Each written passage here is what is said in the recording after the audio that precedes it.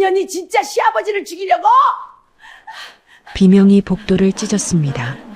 그런데 바로 그때 병원 로비에서 검은 정장 차림의 남자가 뛰어왔습니다. 대한민국 최대 재벌 그룹의 병원장이었습니다. 그가 며느리 앞에서 허리를 90도로 꺾었습니다. 은 교수님, 교수님이 여기 계셨습니까? 시어머니의 손이 멈췄습니다. 남편의 눈이 휘둥그레졌습니다. 하녀 취급하던 며느리에게 재벌 병원장이 90도 인사를 하고 있었습니다. 도대체 이 며느리의 정체는 무엇이었을까요? 사연 시작 전 무료인 구독과 좋아요 누르시면 대박 납니다. 사연 시작합니다. 추석 연휴를 사흘 앞둔 어느 월요일 아침이었습니다. 경기도 분당의 한 아파트 주방에서 은수연은 새벽 4시부터 일어나 칼질을 하고 있었습니다. 색바랜 면바지에 기름때가 잔뜩 묻은 앞치마를 두르고 대충 묶어 올린 머리에서 땀이 뚝뚝 떨어졌습니다. 도마 위에는 무가 쌓여 있었고 싱크대에는 아직 손도 못 댄 시금치 10단이 수북했습니다. 냉장고 문에는 시어머니 마옥자가 보내온 메모지가 딱 붙어 있었습니다.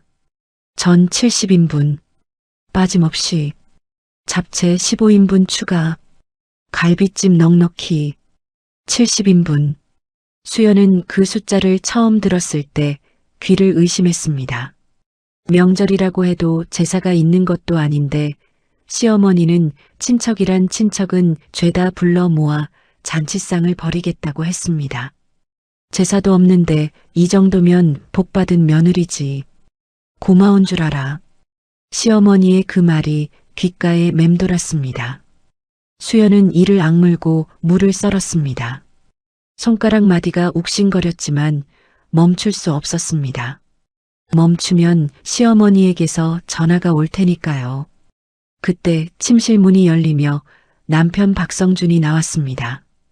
깔끔하게 포마드로 빗어넘긴 머리, 다림질이 빳빳한 와이셔츠, 손목에는 번쩍이는 명품 시계가 걸려 있었습니다.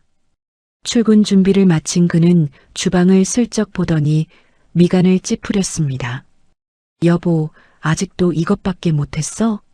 엄마가 내일 아침까지 갈비찜이랑 잡채 다 되어 있어야 한다고 했잖아. 수연의 손이 멈췄습니다.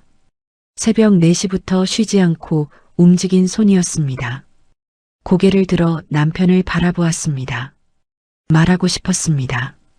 나도 사람이라고. 팔이 떨어져 나갈 것 같다고.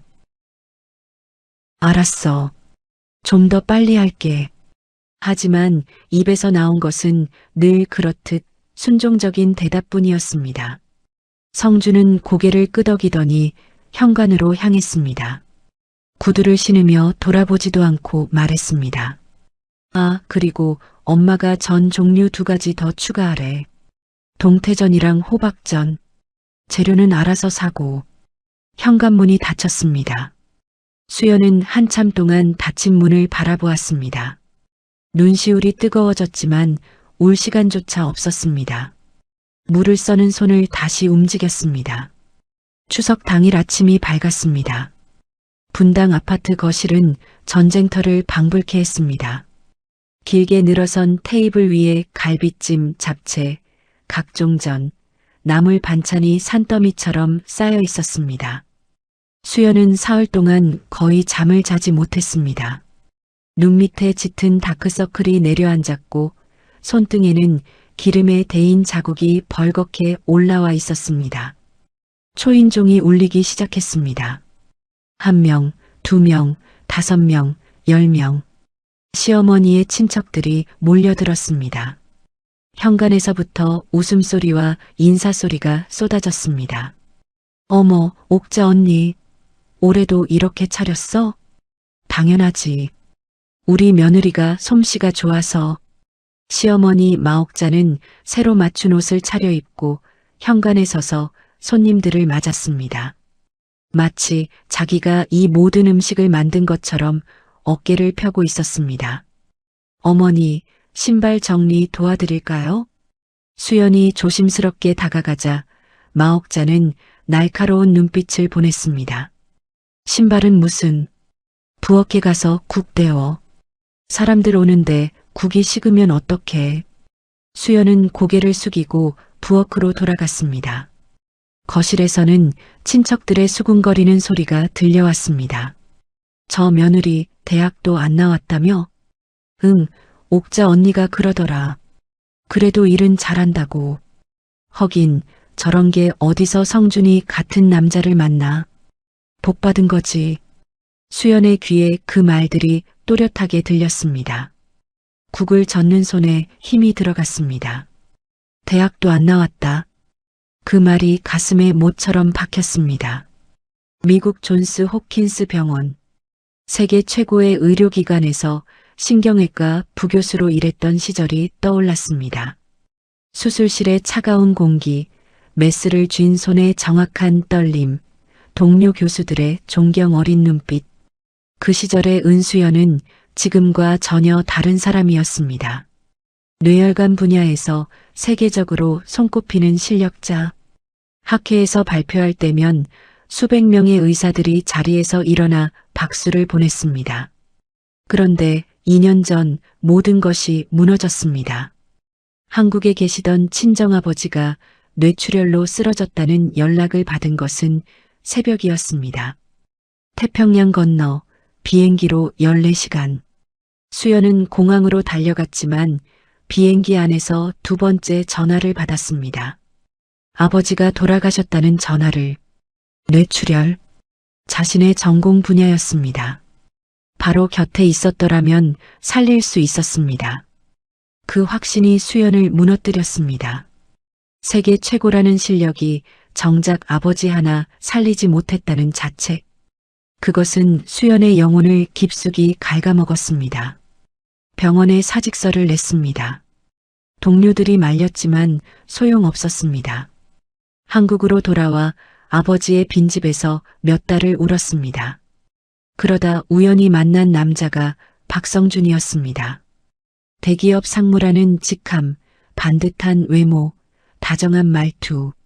세상에 혼자 남겨진 수연에게 그는 유일한 빛이었습니다. 나한테 기대. 내가 다 해줄게. 그 말을 믿었습니다. 결혼을 했고 의사라는 과거는 묻었습니다. 시어머니에게도 시댁 식구 누구에게도 말하지 않았습니다. 말하고 싶지 않았습니다. 의사라는 이름이 자신에게는 아버지를 살리지 못한 죄책감의 다른 이름이었으니까요. 예, 수연아. 시어머니의 날카로운 목소리가 부엌까지 파고들었습니다. 수연은 생각을 떨쳐내고 급히 거실로 나갔습니다. 마옥자는 빈 접시를 들고 서 있었습니다. 잡채가 벌써 바닥이야. 70인분 하라고 했더니 뭘 한 거야? 당장 더 만들어 와. 어머니, 잡채는 넉넉히 했는데. 넉넉히? 이게 넉넉해? 눈깔이 있으면 봐. 접시가 비었잖아. 친척들 앞이었습니다. 수십 명의 시선이 수연에게 쏠렸습니다. 누군가 킥킥 웃는 소리가 났습니다. 수연의 얼굴이 뜨겁게 달아올랐습니다. 죄송합니다, 어머니. 바로 만들겠습니다. 수연은 고개를 깊이 숙이고 다시 부엌으로 돌아갔습니다. 냉장고를 열었지만 재료가 부족했습니다. 당면이 떨어져 있었습니다. 그때 성준이 거실에서 맥주캔을 들고 웃으며 친척들과 이야기하는 모습이 보였습니다. 수연은 조용히 다가갔습니다. 성준 씨, 당면이 떨어졌는데. 잠깐 마트 좀. 성준은 귀찮다는 듯 손을 내저었습니다. 명절인데 마트가 어딜 열어. 있는 걸로 해. 그런데 어머니가 잡채를 더. 수연아. 성준의 목소리가 낮아졌습니다. 주변을 의식하는 눈빛이었습니다. 사람들 앞에서 이러지 마. 알아서 좀 해. 수연은 입술을 꽉 깨물었습니다. 알아서. 언제나 알아서. 그 말이 수연의 어깨를 짓눌렀습니다. 부엌으로 돌아온 수연은 싱크대에 손을 짚고 잠시 눈을 감았습니다. 눈물이 턱끝에 맺혔다가 기름때 묻은 앞치마 위로 떨어졌습니다. 시간은 저녁이 되어 갔습니다. 친척들은 배를 두드리며 거실과 안방을 차지하고 드러누웠고 수연은 쉴 틈 없이 그릇을 치우고 과일을 깎고 커피를 날랐습니다. 마치 식당 종업원처럼. 아니, 종업원은 최소한 월급이라도 받습니다. 애미야, 커피 좀 타와. 설탕 반 스푼에 프림 많이. 예, 과일 깎아서 가져와. 사과 말고 배로. 수연 씨, 물 좀 갖다 줘요. 이름 대신 예, 에미야로 불리며 수연은 거실과 부엌을 쉼없이 오갔습니다. 밥 한 숟갈 뜰 시간도 없었습니다. 아침부터 아무것도 먹지 못한 속이 쓰렸지만 그것조차 호소할 곳이 없었습니다. 화장실에 잠깐 들어간 수연은 주머니에서 핸드폰을 꺼냈습니다. 화면을 켜자 바탕화면에 한 장의 사진이 나타났습니다. 하얀 수술 가운을 입은 자신. 가슴에는 존스 홉킨스 병원 닥터라는 적힌 명찰이 달려 있었습니다.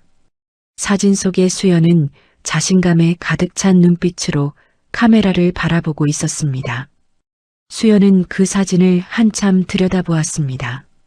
손가락으로 명찰 부분을 쓸었습니다. 이것이 정말 나였을까? 세계 최고의 병원에서 생명을 살리던 그 손이 지금은 70인분의 설거지를 하고 있었습니다. 아빠, 낮은 목소리가 새어나왔습니다. 아버지의 얼굴이 떠올랐습니다. 항상 딸의 성공을 자랑스러워 하시던 아버지. 지금의 딸을 보시면 뭐라 하셨을까요? 하지만 수연은 핸드폰을 끄고 다시 주머니에 넣었습니다. 거울에 비친 자신의 얼굴을 보았습니다. 다크서클이 내려앉고 머리카락이 흐트러진 초라한 모습. 이것이 지금의 은수연이었습니다. 화장실 문을 열고 나오자 시어머니가 복도에 서 있었습니다. 화장실에서 뭘 그렇게 오래 처박혀 있어? 손님들 과일 접시 비었다. 빨리 안 움직여. 네, 어머니. 바로 하겠습니다. 수연은 다시 고개를 숙이고 부엌으로 향했습니다. 밤 11시가 넘어서야 마지막 친척이 돌아갔습니다. 거실에는 먹다 남은 음식 접시와 소주병, 맥주캔이 전쟁터처럼 널려 있었습니다. 수연은 무릎이 풀려 주방 바닥에 주저앉았습니다. 새벽 4시부터 밤 11시까지 19시간을 쉬지 않고 움직인 몸이었습니다. 성주는 이미 안방으로 들어가 코를 골고 있었습니다. 시어머니도 따로 마련된 방에서 TV 소리를 울리고 있었습니다. 아무도 수연에게 수고했다는 말 한마디 하지 않았습니다. 수연은 부엌 바닥에 앉은 채 천장을 올려다보았습니다. 형광등 불빛이 눈을 찔렀습니다. 고개를 돌리니 싱크대에 쌓인 설거지거리가 산더미였습니다. 70인분의 그릇, 70인분의 수저, 70인분의 잔. 그래도 괜찮다고 수연은 스스로에게 말했습니다. 성준이 있으니까, 이 세상에 마지막으로 남은 가족이니까, 남편만이라도 자기 편이 되어준다면 이 정도는 견딜 수 있다고 믿었습니다. 수연은 무거운 몸을 일으켜 수도꼭지를 틀었습니다. 따뜻한 물이 손등에 기름대인 자국 위로 흘렀습니다. 쓰라렸지만 수연은 이를 악물고 첫 번째 접시를 집어들었습니다. 아직 명절은 끝나지 않았습니다. 명절 둘째 날 아침이 밝았습니다. 수연은 전날 밤 설거지를 끝내고 새벽 2시에 겨우 눈을 붙였지만 5시에 다시 일어나야 했습니다. 시어머니가 전날 밤 문자를 보내놓았기 때문입니다. 내일 점심 손님 50명.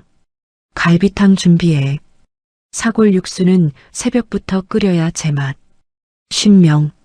어제 70인분을 해치우고 오늘은 또 10명이었습니다. 수연은 부은 눈을 비비며 부엌에 섰습니다. 냉장고를 열자 시어머니가 미리 사놓은 사골뼈가 빼곡히 들어차 있었습니다. 적어도 재료는 준비해 두셨구나 싶었지만 그것은 배려가 아니었습니다. 도망칠 핑계를 주지 않겠다는 뜻이었습니다. 사고를 큰 솥에 넣고 물을 채우는데 안방 문이 열리며 시어머니 마옥자가 나왔습니다. 잠옷 위에 카디건을 걸치고 머리에는 롤을 감은 채였습니다. 육수는 벌써 올렸어야지. 지금 올리면 점심때까지 뽀얗게 우러나겠어? 어머니, 새벽 5시에. 변명은 됐고 마옥자는 부엌 의자에 앉더니 팔짱을 꼈습니다. 오늘 손님 중에 성준이 회사 전무부인도 와. 알아? 그 집은 며느리가 서울대 나왔어. 서울대. 수연의 손이 미세하게 떨렸습니다. 마옥자의 입꼬리가 올라갔습니다. 우리 며느리는 대학 문턱에도 못 가봤지만 그래도 이런 거라도 잘하면 되는 거야. 응? 음식이라도 잘해서 체면 세워줘. 그게 내 할 일이야. 대학 문턱에도 못 가봤다. 존스 홉킨스 의대. 미국에서도 최상위권으로 꼽히는 곳이었습니다. 그곳에서 레지던트를 마치고 펠로우십을 거쳐 부교수까지 올랐습니다. 대한민국에서 서울대를 10번 나와도 쉽게 갈 수 없는 자리. 하지만 수연은 아무 말도 하지 않았습니다. 말할 수 없었습니다. 의사라는 과거를 꺼내는 순간 아버지를 살리지 못한 그날의 기억이 숨통을 조여올 테니까요. 네, 어머니. 열심히 하겠습니다. 마옥자는 콧방귀를 뀌며 일어났습니다. 아, 그리고 오늘은 내가 밥 먹을 생각하지 마. 어제도 손님 접시 빈 거 내가 못 본 줄 알아? 정신줄 놓고 밥 처먹을 시간에 손님상 신경이 났어. 수연의 눈이 커졌습니다. 어제 하루 종일 밥 한 숟갈 못 먹었는데 오늘도 먹지 말라는 것이었습니다. 어머니, 저도 아침에 조금만. 조금? 내가 먹는 동안 누가 국을 봐? 손님 오기 전에 반찬도 다 세팅해야 하고 과일도 깎아놔야 하고 배 채울 시간 있으면 일이나 해. 마옥자는 더 이상 들을 생각이 없다는 듯 안방으로 돌아갔습니다. 수연은 끓기 시작한 사골솥을 바라보았습니다. 배에서 꼬르륵 소리가 났지만 젓가락 하나 들 수 없었습니다. 오전 11시가 되자 손님들이 하나둘 도착하기 시작했습니다. 시어머니의 동창 모임, 남편 회사 관계자 부인들, 시아버지 쪽 먼 친척들까지 합쳐 어느새 거실은 북적였습니다. 수연은 앞치마를 고쳐 매고 국자를 들었습니다. 이쪽으로 앉으세요. 갈비탕 금방 나옵니다. 어머, 옥자씨 며느리? 참 부지런하네. 호호, 부지런한 게 저의 유일한 장점이죠. 시어머니가 소파에 앉아 손님들에게 말했습니다. 목소리는 웃고 있었지만 그 안에 담긴 뜻은 날카로웠습니다.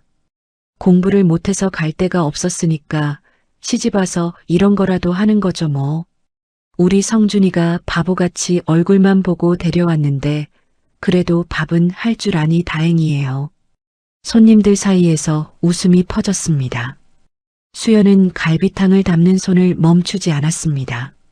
얼굴에 아무런 표정도 짓지 않으려 애썼지만 국자를 쥔 손가락 끝이 하얗게 질려 있었습니다. 근데 옥자 씨 며느리 친정이 어디래요? 친정이요? 마옥자는 손을 내저었습니다. 물어보지도 마세요. 근본도 없어. 부모도 없고 집안도 없고 성준이가 불쌍해서 데려온 거예요. 그러니까 저 애가 고마운 줄 알아야 하는데.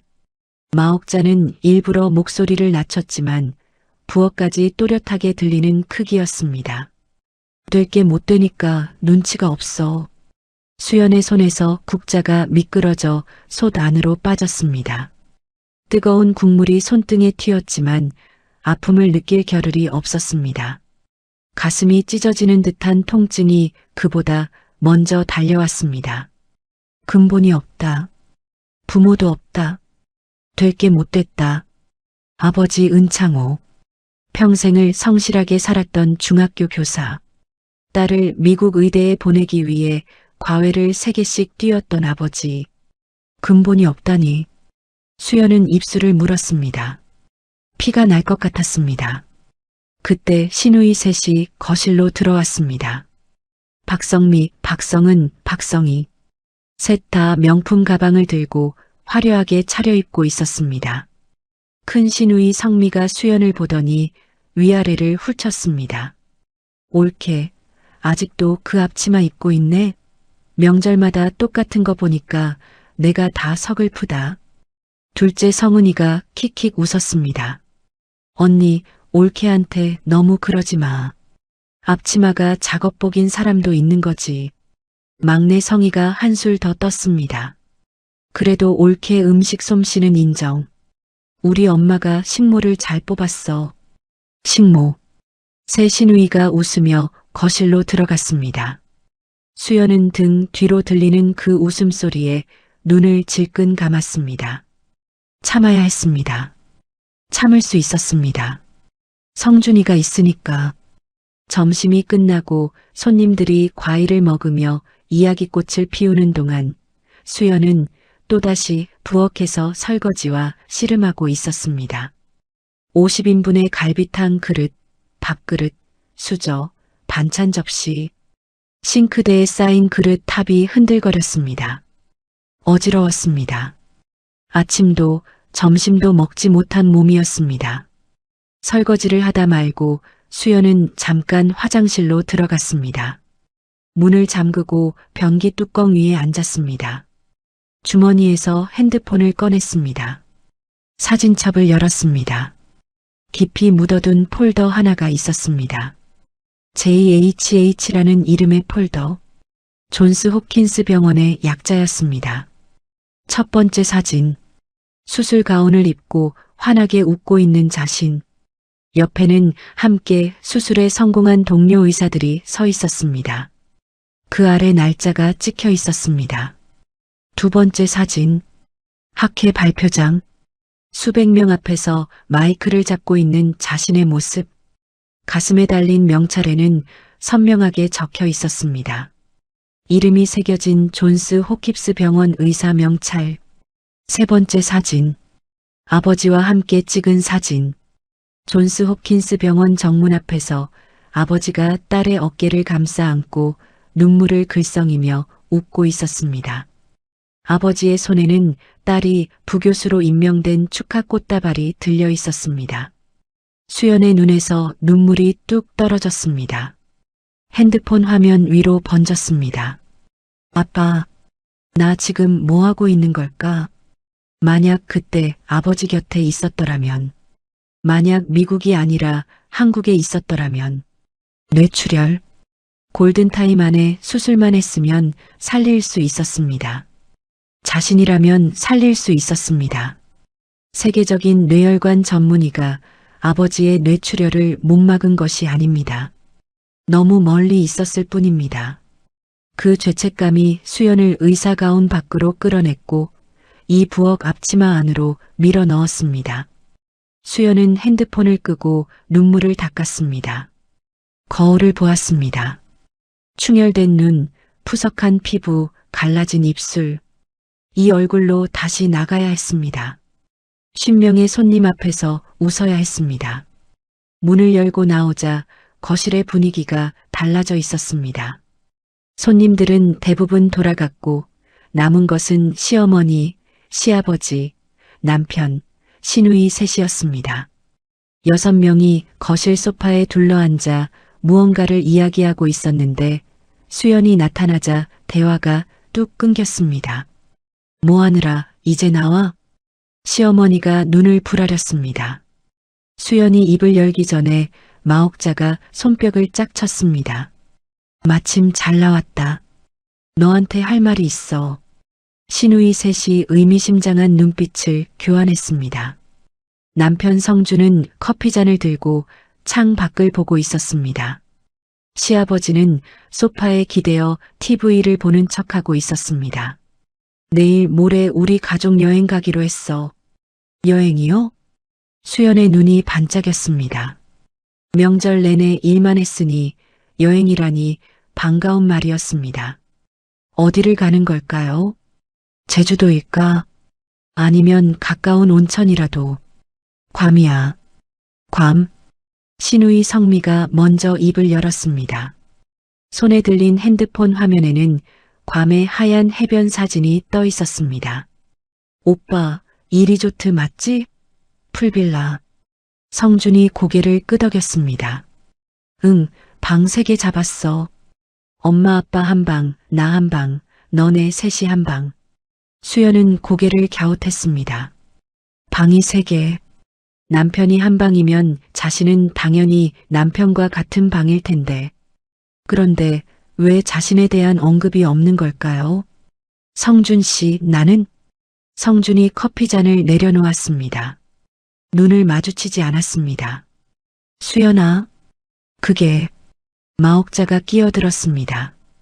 입꼬리를 올리며 마치 큰 선물이라도 주는 것처럼 말했습니다. 너는 집에서 쉬어. 네. 70인분에 50인분까지 했으니 피곤하잖아. 뒷정리하면서 푹 쉬어. 그게 너한테는 더 나아. 수연의 얼굴에서 핏기가 빠졌습니다. 뒷정리하면서 쉬라고. 그것이 배려라고. 어머니, 저도 같이 가면 안 될까요? 명절 내내 음식 준비하느라. 가서 뭐하게? 너 영어도 못하잖아. 신우이 성은이가 코웃음을 쳤습니다. 수연은 그 말에 입술이 실룩거렸습니다. 영어를 못한다. 미국에서 10년을 살며 의대 수업을 영어로 듣고 국제학회에서 영어로 발표하고 영어 논문을 수십 편 쓴 자신에게 영어를 못한다니. 하지만 참았습니다. 참고 또 참았습니다. 남편을 보았습니다. 성준이라면 성준이만이라도 자기 편을 들어줄 거라 믿었습니다. 성준 씨, 나도 같이 가고 싶어. 뒷정리는 같이 하면 금방 끝나잖아. 그리고 나도 가족이잖아. 목소리가 떨렸습니다. 마지막 가족이라는 단어에서 목이 메었습니다. 거실에 정적이 흘렀습니다. 시어머니가 눈을 가늘게 떴고 시누이들이 고개를 돌려 성준을 바라보았습니다. 성준은 잠시 입술을 달싹거리더니 한숨을 내쉬었습니다. 그리고 입을 열었습니다. 엄마 의견이 맞아. 수연의 눈이 흔들렸습니다. 그리고 티켓은 6장이야. 당신은 비자도 없잖아. 심장이 멈추는 것 같았습니다. 수연은 남편의 얼굴을 바라보았습니다. 그 입에서 나온 말이 믿기지 않았습니다. 비자가 없다고. 미국 영주권을 가지고 있는 자신에게 비자 타령을 하다니. 하지만 그것은 중요하지 않았습니다. 중요한 것은 남편이 또 어머니 편을 들었다는 사실이었습니다. 언제나 그랬습니다. 단 한 번도 자기 편을 든 적이 없었습니다. 수연의 안에서 무언가가 끊어지는 소리가 났습니다. 2년 동안 꾹꾹 눌러 담아왔던 것. 아버지를 잃은 슬픔, 자신을 지운 후에 이 집에서 받은 모멸감. 그 모든 것이 한꺼번에 목구멍까지 치밀어 올랐습니다. 나도 가족이라고 했잖아. 수연의 입에서 비명 같은 외침이 터져 나왔습니다. 목이 찢어질 듯한 소리였습니다. 거실이 얼어붙었습니다. 시누이들의 눈이 휘둥그레졌고 시아버지가 고개를 돌렸습니다. 사흘 동안 잠도 못 자고 70인분, 50인분 음식을 만들었어요. 밥 한 끼 못 먹었어요. 그런데 여행은 6명이고 나는 뒷정리나 하라고요? 이게 가족이에요. 수연의 눈에서 눈물이 쏟아졌습니다. 더 이상 참을 수 없었습니다. 억눌렸던 감정이 댐이 무너지듯 터져나왔습니다. 같이 정리하면 금방 끝나잖아요. 저도 데려가 주세요, 어머니. 제발. 그 순간 마옥자가 소파에서 벌떡 일어났습니다. 눈이 치켜 올라가 있었습니다. 성큼성큼 다가오더니 수연의 뺨을 잇는 힘껏 때렸습니다. 찰칵 소리가 거실에 울렸습니다. 수연의 고개가 옆으로 돌아갔습니다. 뺨이 불에 데인 것처럼 화끈거렸습니다. 어딜 바락바락 대들어. 마옥자의 목소리가 천장을 찔렀습니다. 근본도 없는 게 기어들어와서 며느리 대접받으면 고마운 줄 알아야지. 밥 해주고 지붕 위에서 재워줬으면 됐지. 뭘 더 바라는 거야? 괌까지. 마옥자는 수연의 어깨를 밀쳤습니다. 수연이 비틀거렸습니다. 네 주제의 여행? 여행 갈 시간에 집이나 치워. 그게 내 자리야. 수연은 뺨을 감싼 채 서 있었습니다. 눈물이 턱을 타고 흘러내렸습니다. 떨리는 눈으로 남편을 바라보았습니다. 제발 한마디만 해줘. 엄마 그만해라는 한마디만. 성주는 고개를 숙이고 있었습니다. 커피잔을 만지작거리고 있었습니다. 아내가 뺨을 맞는 것을 보고도 눈 하나 깜짝하지 않았습니다. 입을 열지 않았습니다. 시누이들도 마찬가지였습니다.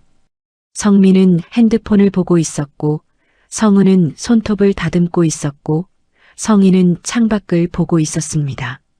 마치 아무 일도 일어나지 않은 것처럼 수연은 그 광경을 보았습니다. 또렷하게 보았습니다. 남편 하나만 바라보고 버텨왔습니다. 이 세상에 마지막으로 남은 가족이라 믿었습니다. 아버지를 잃고 의사라는 이름을 버리고 자존심을 내려놓고 이 집에 들어온 것은 오직 이 남자 때문이었습니다. 그런데 이 남자는 어머니의 손바닥이 아내의 뺨을 때리는 동안 커피잔을 만지작거리고 있었습니다. 모든 것이 무너졌습니다. 다리에서 힘이 빠졌습니다. 수연은 그 자리에 천천히 주저앉았습니다. 바닥에 무릎이 닿았습니다. 더 이상 울음소리도 나지 않았습니다. 눈물만 소리 없이 흘러내렸습니다. 마옥자는 콧방귀를 뀌며 시누이들을 돌아보았습니다. 짐 다 쌌어? 내일 비행기 새벽이야. 늦잠 자지 말고. 네 엄마. 시누이들이 일제히 대답하며 자리에서 일어났습니다. 성준도 커피잔을 내려놓고 안방으로 향했습니다. 수연을 지나치면서도 한번 돌아보지 않았습니다. 거실에 수연 혼자 남겨졌습니다. 바닥에 무릎을 꿇은 채 뺨에는 시어머니의 손자국이 붉게 남아 있었습니다. 주방 쪽에서 뚝뚝 수도꼭지에서 물이 새는 소리가 들렸습니다. 그 소리만이 텅 빈 거실을 채웠습니다.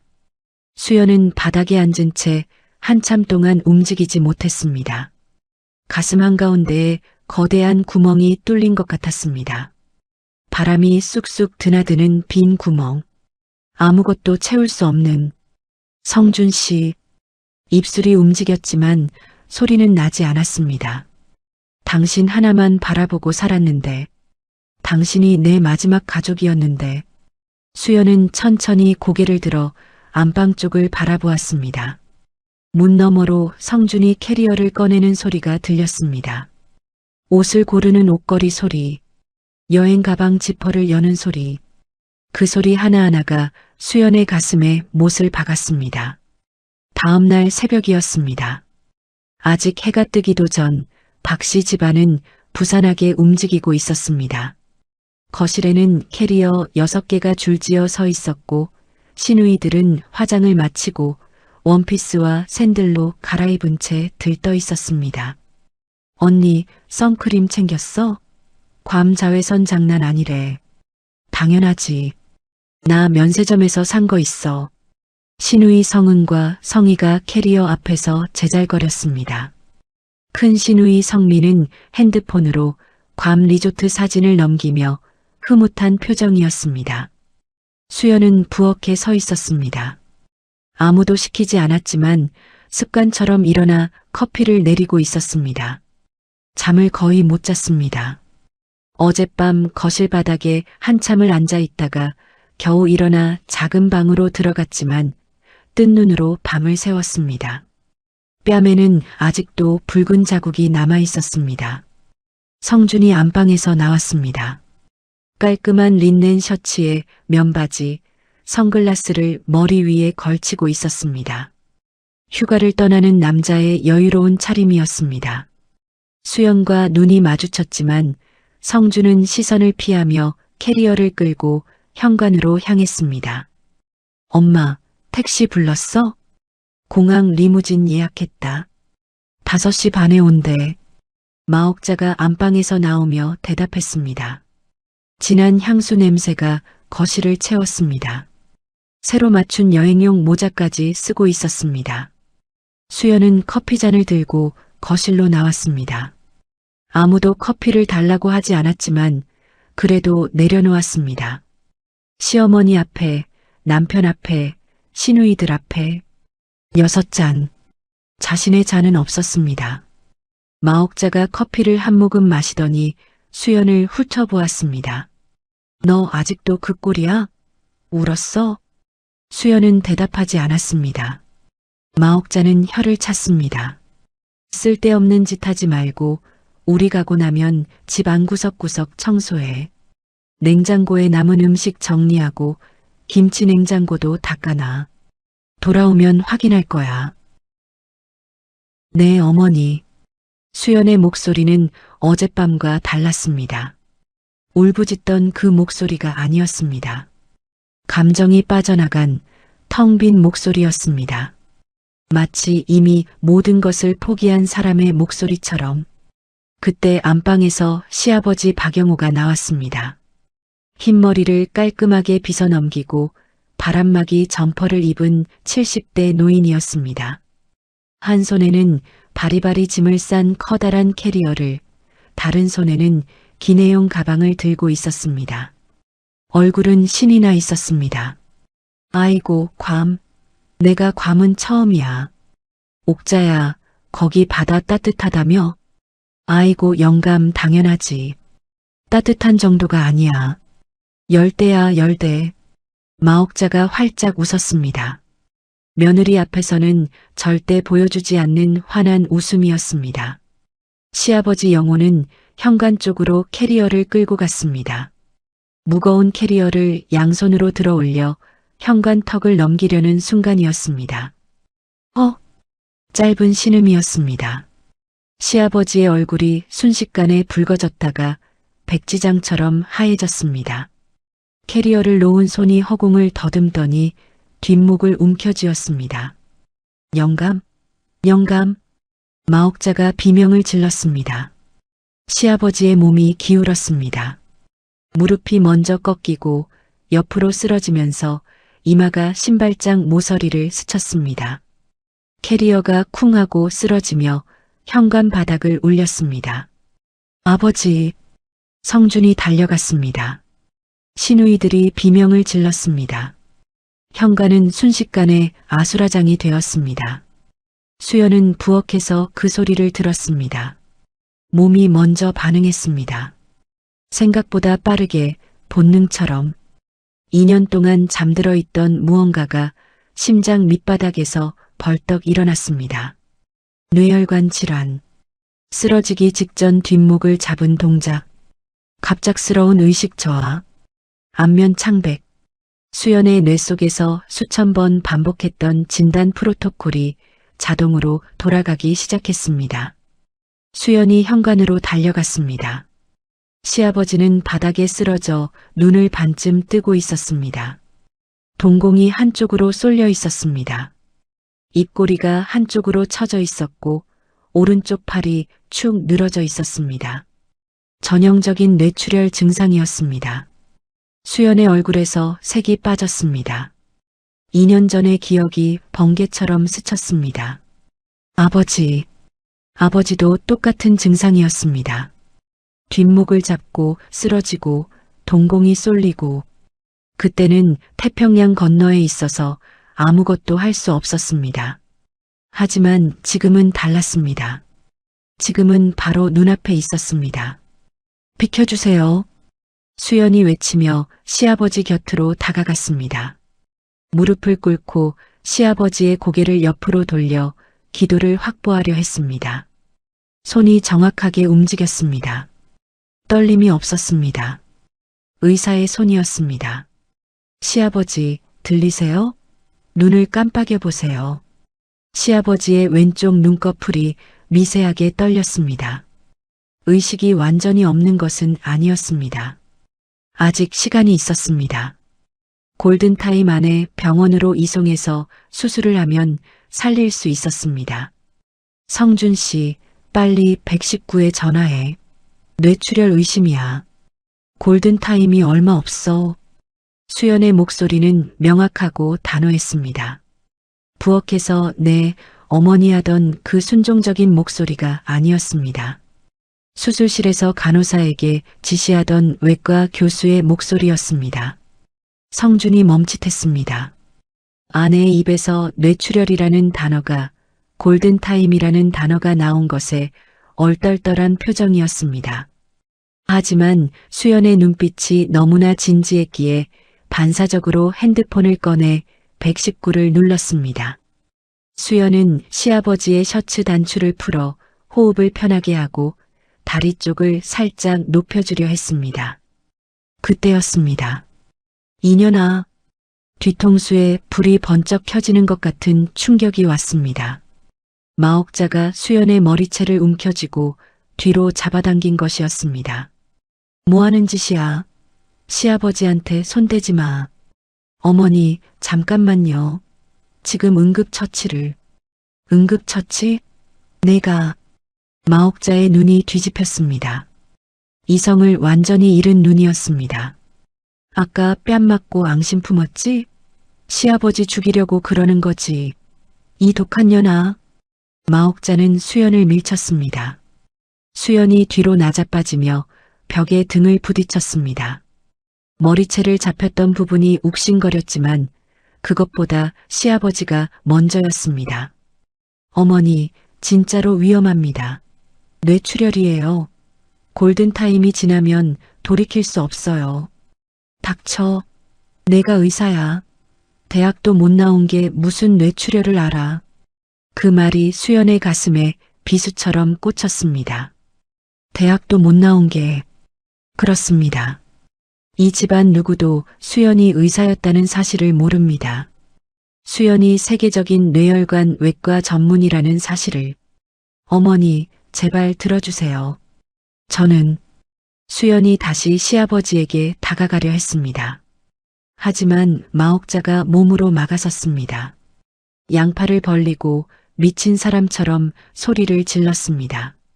가까이 오지 마. 영감한테 손 떼면 가만 안 둬. 성준아, 인연 좀 잡아. 성준이 전화를 끊고 돌아왔습니다.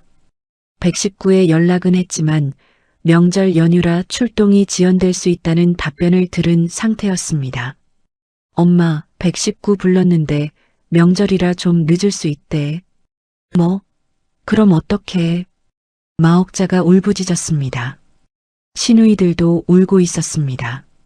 현관은 울음소리와 비명으로 가득 찼습니다. 수연이 다시 입을 열었습니다. 성준 씨, 지금 시아버지 상태가 급박해. 내가 응급처치만이라도. 수연아, 됐어. 성준이 손을 들어 수연을 막았습니다.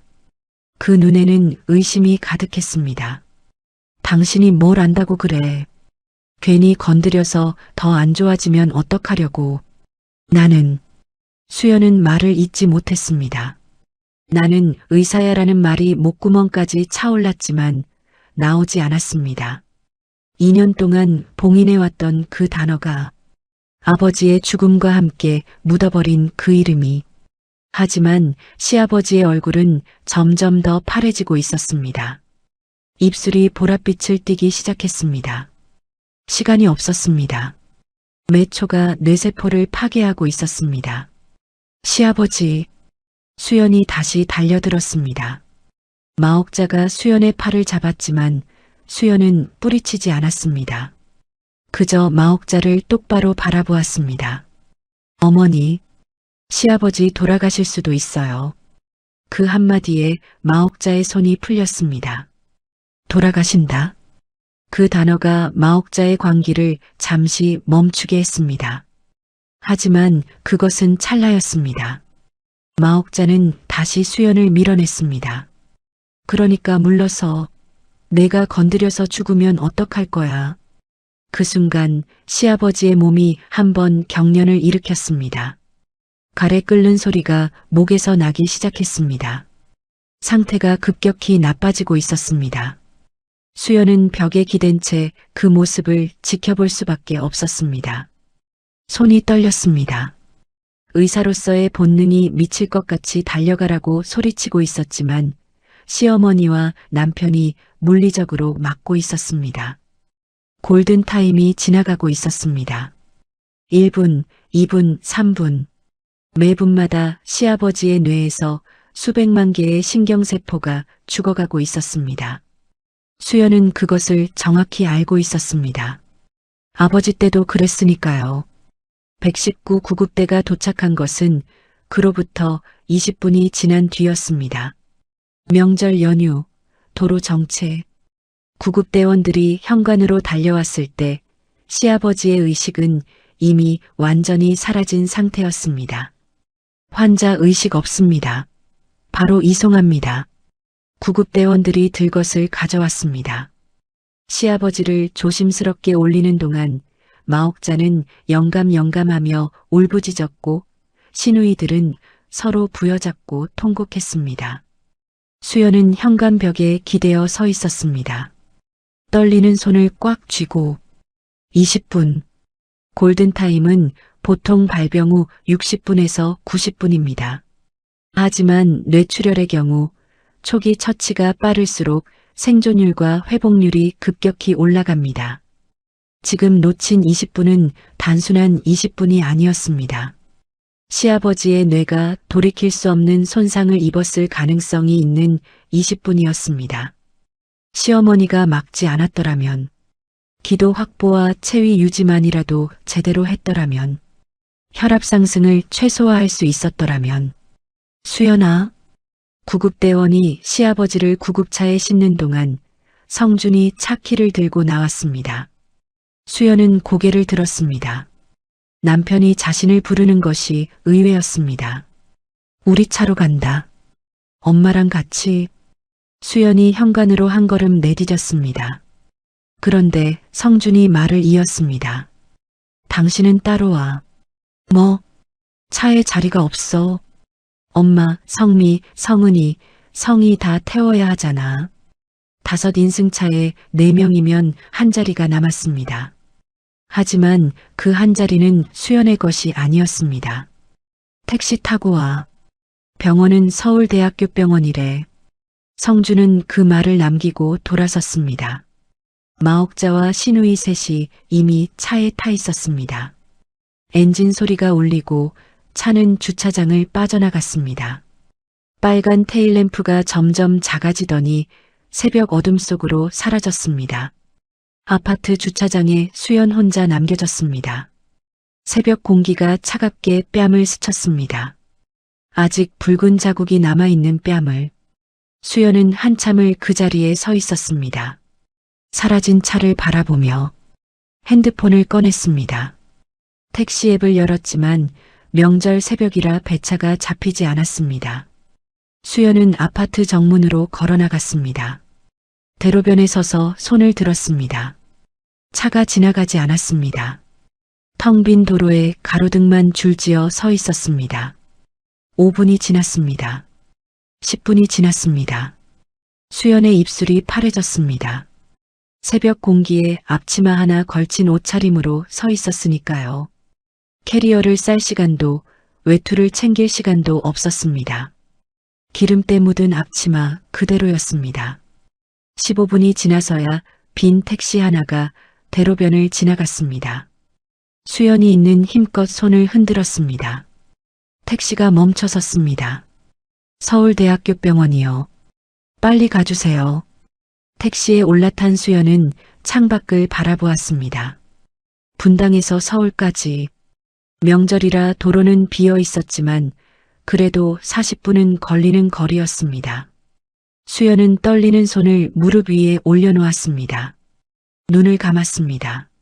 머릿속에서 시아버지의 증상이 반복 재생되었습니다.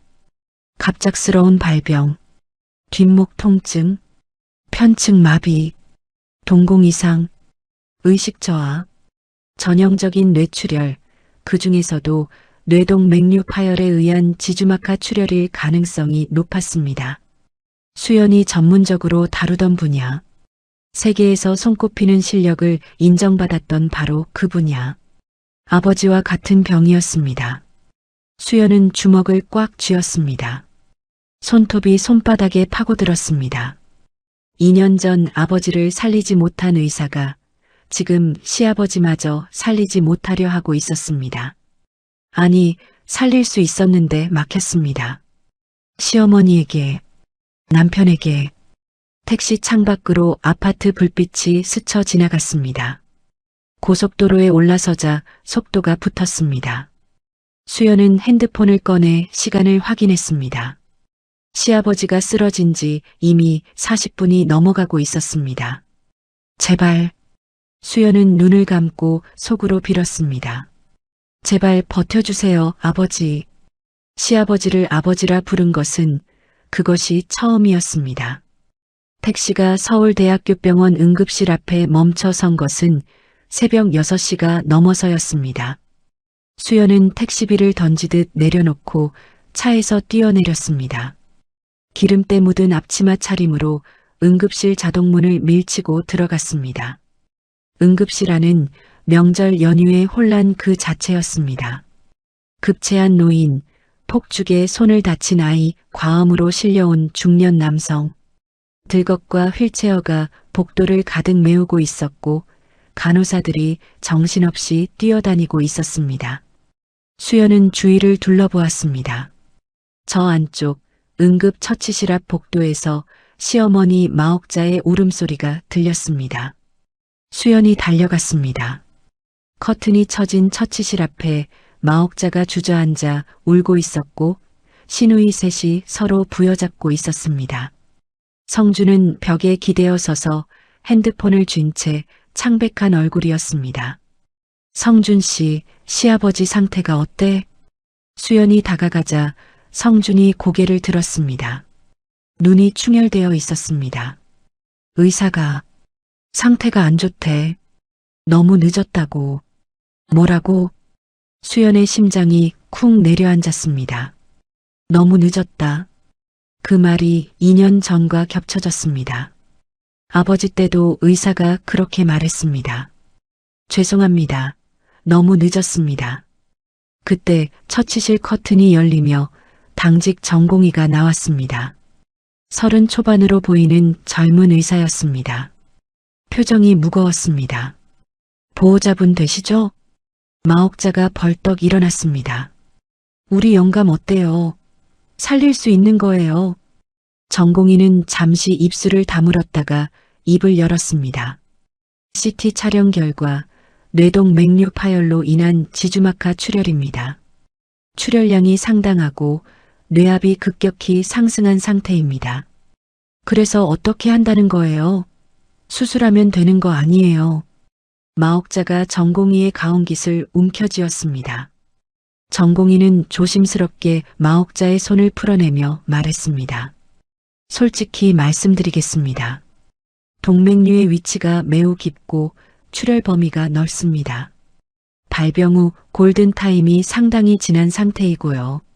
저희 신경외과 과장님과 상의했는데 전공의가 숨을 들이쉬었습니다. 현재 상태에서 수술을 진행해도 성공 확률이 극히 낮습니다. 수술 중 사망 가능성이 매우 높고 설령 수술을 마치더라도 정상적인 회복을 기대하기 어렵다는 것이 과장님의 소견입니다. 그게 무슨 소리예요? 마옥자가 비명을 질렀습니다. 수술 못하겠다는 거예요. 최고의 병원이라면서. 수술 자체를 거부하는 것이 아니라 보호자분께 현실적인 상황을 말씀드리는 겁니다. 수술을 강행할 경우 수술대에서 돌아가실 수도 있습니다. 마음의 준비를 하셔야 할 수도 있다는 뜻입니다.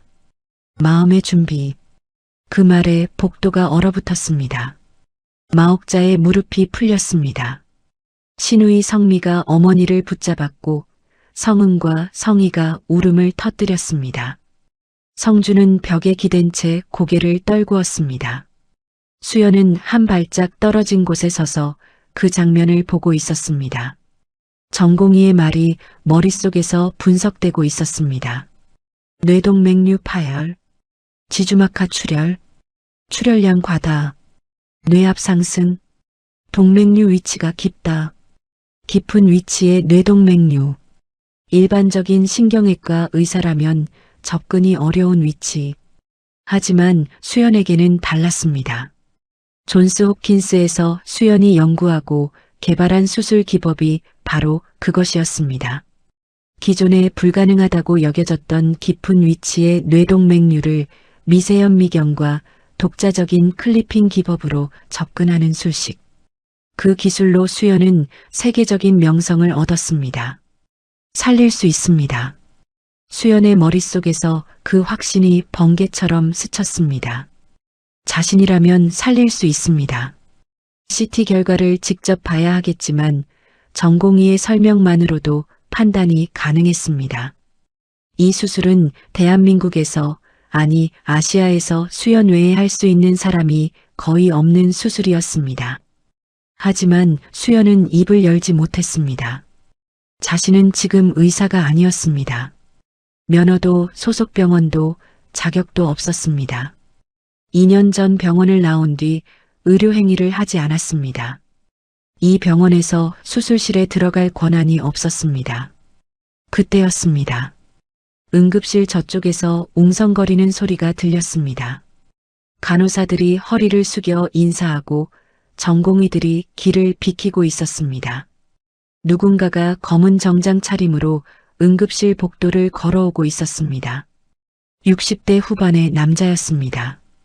은발의 날카로운 눈매, 고든 자세, 걸음걸이 하나에서 범상치 않은 위험이 느껴졌습니다. 그 뒤를 비서로 보이는 젊은 남자와 경호원 2명이 따르고 있었습니다. 이사장님, 명절에 이렇게 나와주시다니. 시설 점검은 명절에 해야 제대로 보이는 거야. 직원들 고생하는 것도 확인하고. 남자의 이름은 한정우.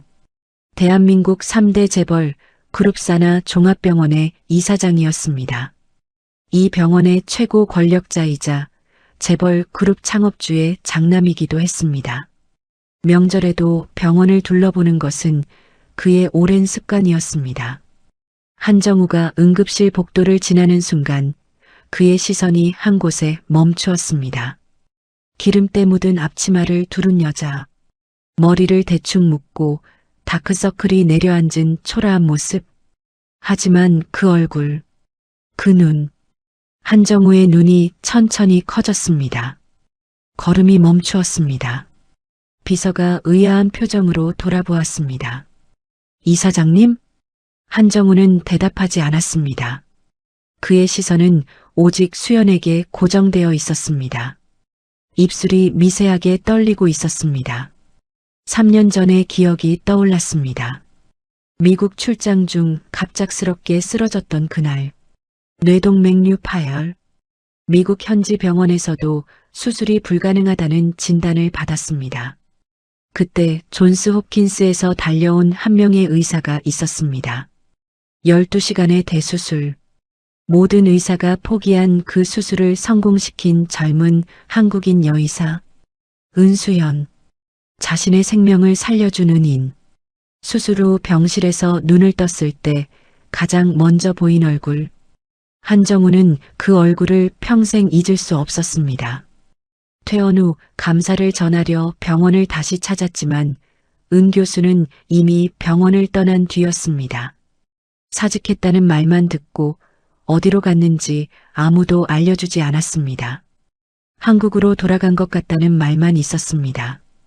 한국에 돌아와서 사람을 풀어 수소문했지만 은수연이라는 이름은 어디에서도 찾을 수 없었습니다. 마치 세상에서 증발한 것처럼 3년 동안 찾았습니다. 보답하고 싶었습니다. 목숨을 살려준 은혜를 갚고 싶었습니다. 그 사람이 지금 눈앞에 있었습니다. 기름때 묻은 앞치마를 두르고 한정우의 눈가가 붉어졌습니다. 그는 천천히 수연 앞으로 걸어갔습니다. 수연은 아직 한정우를 알아보지 못했습니다. 시아버지 걱정에 멍하니 서 있었으니까요. 한정우가 수연 앞에 섰습니다. 그리고 천천히 아주 정중하게 허리를 90도로 꺾었습니다. 응급실 복도가 얼어붙었습니다. 은 교수님. 한정우의 목소리가 떨리고 있었습니다. 은 교수님. 한정우입니다. 3년 전 존스 홉킨스에서 수술받은 환자. 기억하십니까? 수연의 눈이 커졌습니다. 한정우. 그 이름이 기억의 깊은 곳에서 올라왔습니다. 3년 전 미국 출장 중 뇌동 맥류가 파열되어 실려온 한국인 재벌. 모든 의사가 손을 놓은 그 수술. 12시간 동안 수술실에서 사투를 벌여 살려냈던 환자. 안 이사장님? 맞습니다. 은 교수님.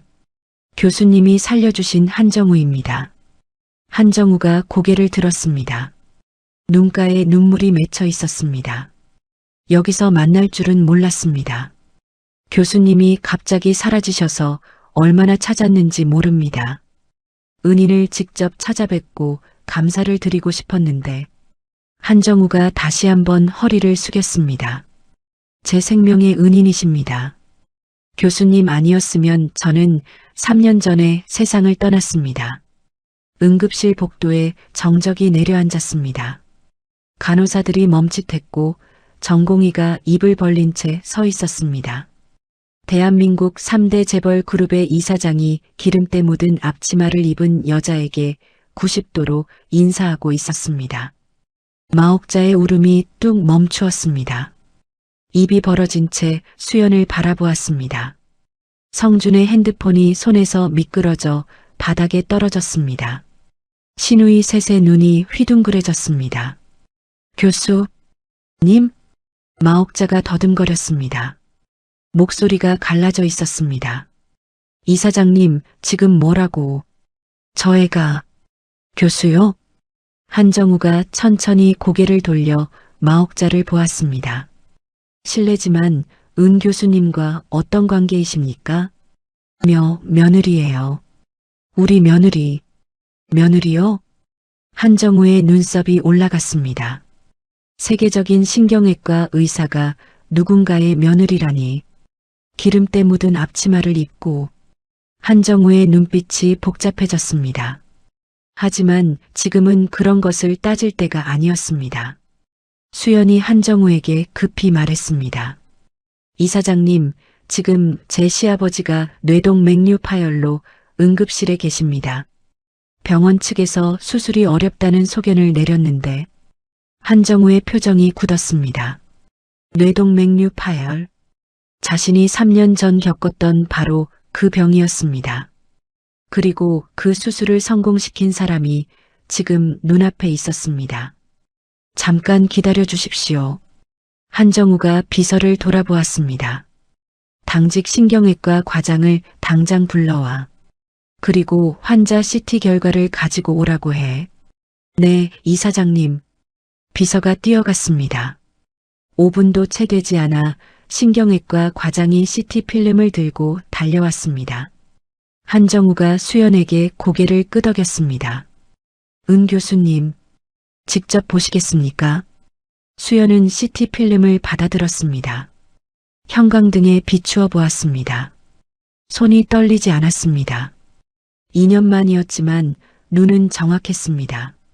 정교통 동맥 부위에 뇌동 맥류 파열, 출혈이 기저수조까지 확산되어 있었지만 뇌간 압박은 아직 치명적 수준에 이르지 않았습니다.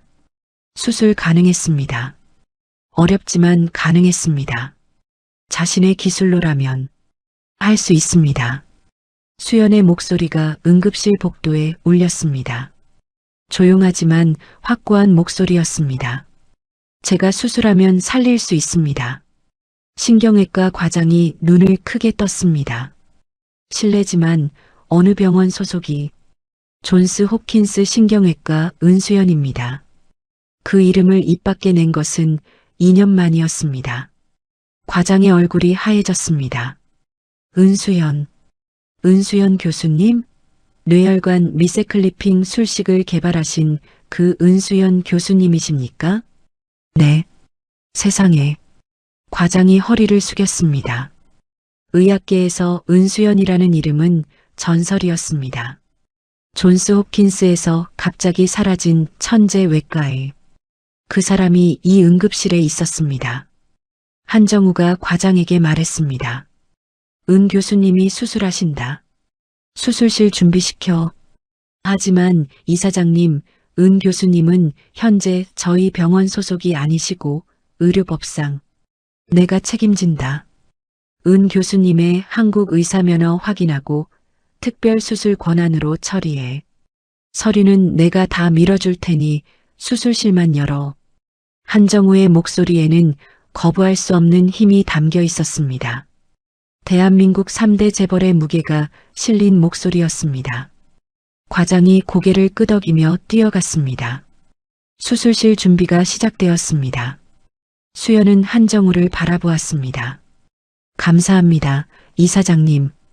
저야말로 감사해야죠. 은 교수님이 아니었으면 저는 이 자리에 없었습니다. 한정우가 수연의 앞치마를 잠시 바라보더니 비서를 불렀습니다. 수술 가운 준비시켜. 비서가 달려갔고 곧 깨끗한 수술 가운이 수연 앞에 놓였습니다. 수연은 기름때 묻은 앞치마를 벗었습니다. 천천히 하나씩, 마치 2년 동안 자신을 짓누르던 껍데기를 벗어내는 것처럼 하얀 수술 가운을 입었습니다. 어깨가 펴졌습니다. 등이 고다졌습니다. 눈빛이 달라졌습니다. 기름때 묻은 앞치마 속에 지치고 초라한 며느리가 아니었습니다. 세계 최고의 신경외과 의사 은수연이 돌아온 것이었습니다. 마옥자가 그 모습을 멍하니 바라보고 있었습니다. 입이 벌어진 채 시누이들도 성준도 아무도 말을 잇지 못했습니다. 자신들이 하녀 취급하던 며느리가 대학도 못 나왔다고 비웃던 며느리가 재벌 이사장이 90도로 인사하는 세계적인 의사였다는 사실을 지금 이 순간 알게 된 것이었습니다. 수연은 그들을 돌아보지 않았습니다. 수술실로 향하기 전 한 번만 뒤를 돌아보았습니다. 응급처치실 커튼 너머로 시아버지가 누워 있었습니다. 산소 마스크를 쓴 채 의식 없이 아버지의 얼굴이 겹쳐졌습니다. 2년 전 살리지 못한 아버지. 태평양 건너에서 아무것도 하지 못했던 그날. 하지만 오늘은 다릅니다. 수연은 눈을 감았다가 떴습니다. 눈빛이 단단하게 굳어 있었습니다. 수술실 문이 열렸습니다. 차가운 공기가 수연의 얼굴을 스쳤습니다. 익숙한 공기였습니다. 소독약 냄새, 금속 기구의 차가운 광택, 무영등의 하얀 빛. 2년 만에 돌아온 수연의 전장이었습니다. 수술팀이 준비를 마치고 서 있었습니다. 간호사가 장갑을 내밀었습니다. 수연이 양손을 내밀어 장갑을 끼웠습니다. 손가락 하나하나에 장갑이 밀착되는 감촉. 몸이 기억하고 있었습니다. 메스가 손에 쥐어졌습니다. 2년 만에 잡는 메스. 가볍고 차갑고 정확한 무게. 수연은 수술대 위에 시아버지를 내려다보았습니다. 무영등 아래 창백한 얼굴. 생사의 경계에 선 한 사람의 생명. 수술 시작합니다. 수연의 목소리가 수술실을 울렸습니다. 차갑고 정확한 외과의의 목소리였습니다. 수술은 10시간이 넘게 이어졌습니다. 파열된 뇌동맥류에 접근하는 것부터가 난관이었습니다. 깊은 위치에 자리 잡은 동맥류를 건드리지 않고 주변 조직을 박리하는 작업은 밀리미터 단위의 정밀함을 요구했습니다.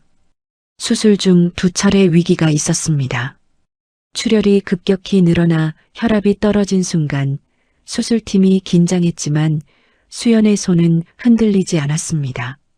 10시간이 지나 마지막 클리핑이 완료되었습니다. 모니터의 수치가 안정되기 시작했습니다. 뇌압이 내려가고 출혈이 멈추었습니다. 클리핑 완료. 출혈 통제 확인.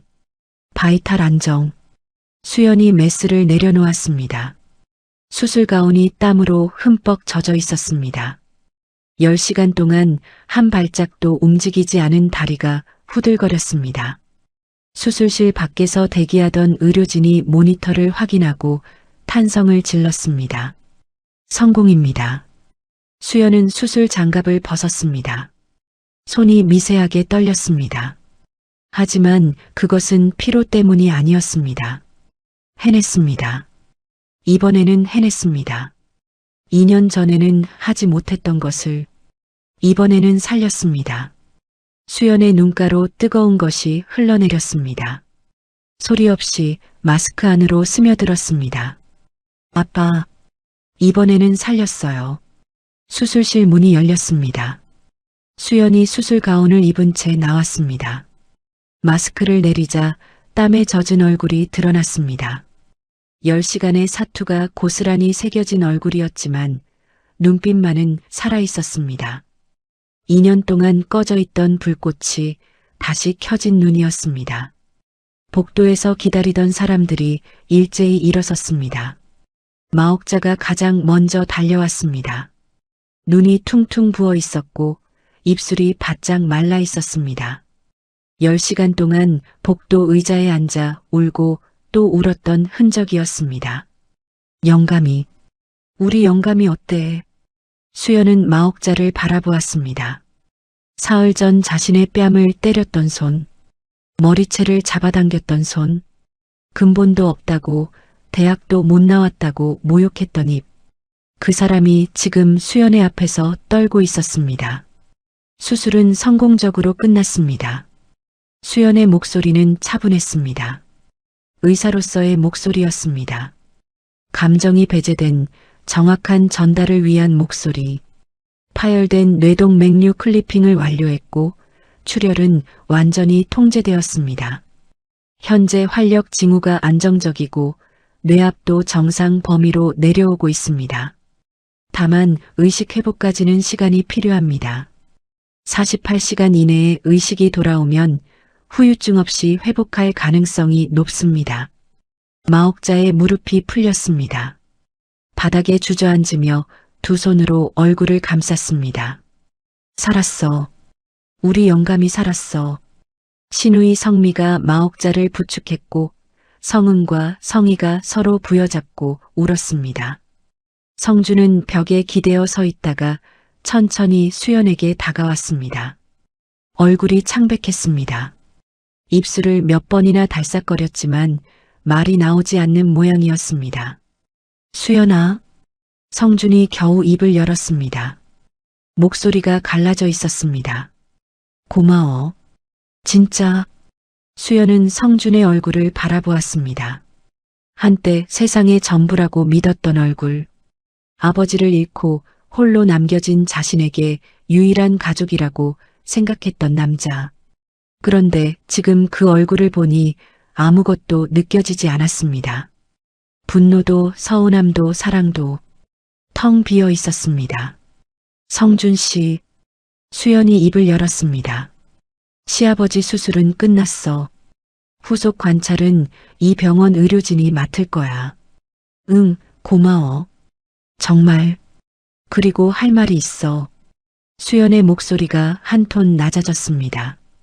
주변의 울음소리와 안도의 한숨 사이로 그 낮은 목소리가 또렷하게 울렸습니다. 여기서 할 얘기는 아닌 것 같지만 더 이상 미룰 수도 없을 것 같아서.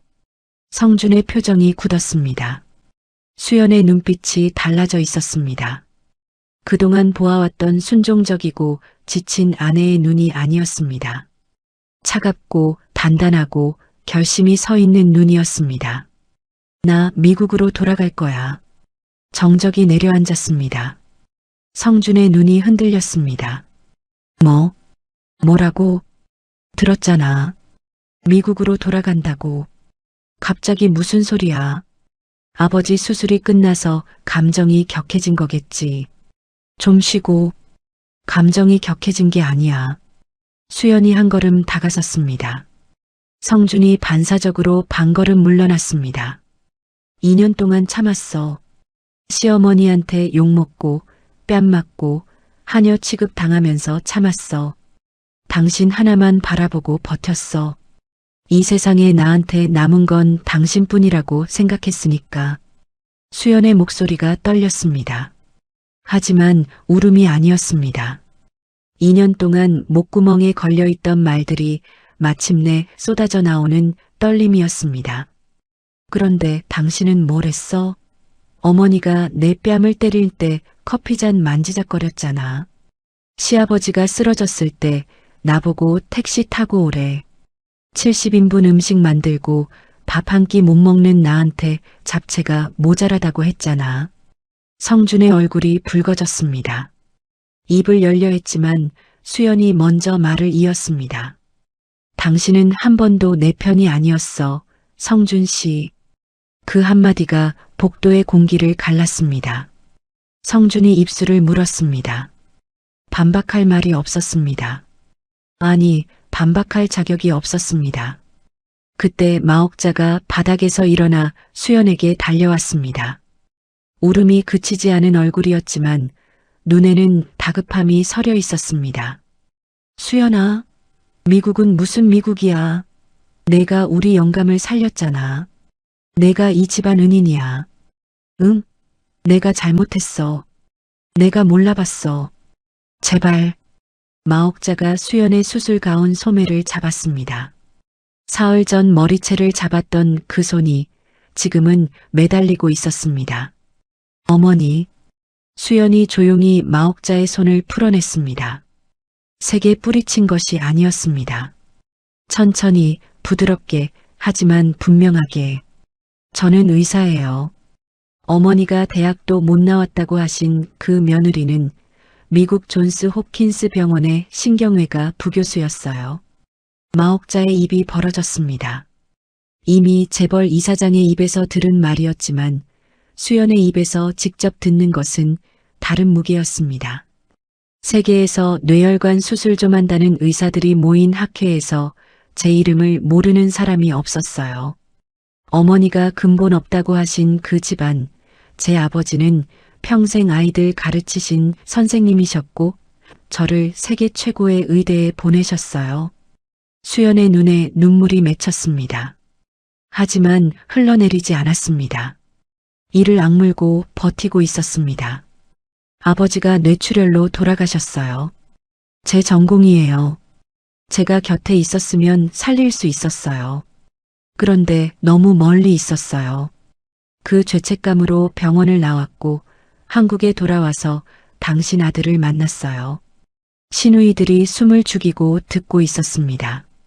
성미의 얼굴이 사색이 되어 있었고 성은은 고개를 숙이고 있었고 성희는 입술을 깨물고 있었습니다. 이 집에서 저는 대학도 못 나온 불쌍한 며느리였죠. 식모였죠. 하녀였죠. 그래도 참았어요. 성준 씨가 제 마지막 가족이니까. 그 사람만이라도 내 편이면 괜찮다고 생각했으니까. 수연이 성준을 바라보았습니다. 성준은 고개를 떨군 채 움직이지 못했습니다. 그런데 아니었어요. 당신은 한 번도 내 편이 아니었어요. 어머니가 날 때려도 방관했고 시아버지가 쓰러졌을 때 나를 혼자 택시 태워보냈어요. 이게 가족이에요? 이게 남편이에요? 복도에 수연의 목소리만 울렸습니다. 지나가던 간호사도 멈추어 서서 숨을 죽였습니다. 시아버지 수술은 해드렸어요. 제가 의사니까. 눈앞에 죽어가는 환자를 외면할 수 없으니까. 아버지를 살리지 못한 죄를 더 이상 짓고 싶지 않았으니까. 수연이 숨을 들이쉬었습니다. 그리고 내뱉었습니다. 2년 동안 한 번도 하지 못한 말을.